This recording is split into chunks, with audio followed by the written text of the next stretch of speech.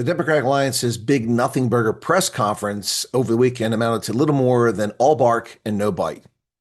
Democratic Alliance leader John Steenhuisen found himself in the awkward position of delivering a speech that all but stated that the Democratic Alliance was going to leave the government of national unity, only to get right up to the finish line and drop out. It kind of felt like someone running the entire comrades in the last 100 meters, dropping to the ground, unable to finish the race.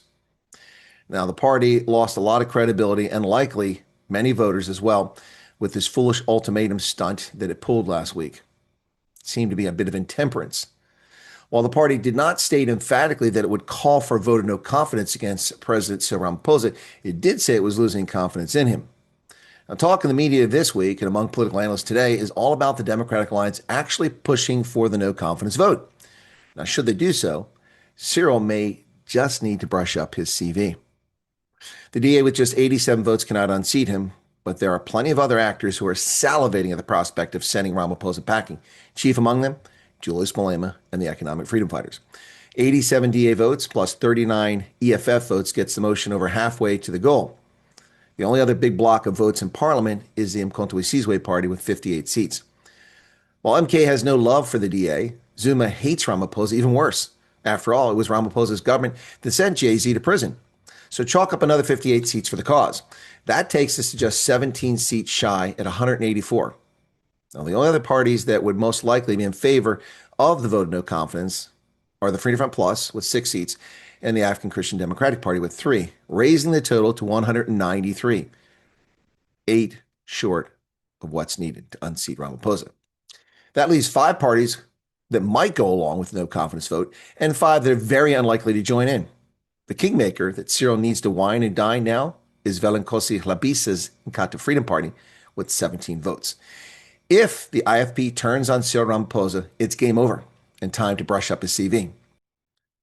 Now, in his government of national unity, Cyril can count on Gaten McKenzie from the Patriotic Alliance and Patricia DeLille from the Good Party to prop him up.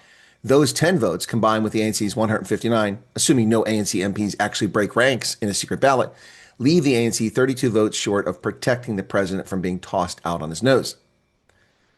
Now, Jacob Zuma faced several no-confidence votes while he was president, but survived them all owing to a deeply corrupt parliament with an ANC majority.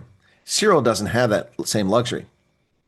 Meanwhile, the ANC's barker and screamer-in-chief Fikile Mbalula is running around making the usual noise, telling the DA to quit the GNU, falsely claiming that a no-confidence vote means the DA is not in the government of national unity. No, Fikile, it means Parliament has lost confidence in the leadership of the president, not in the government.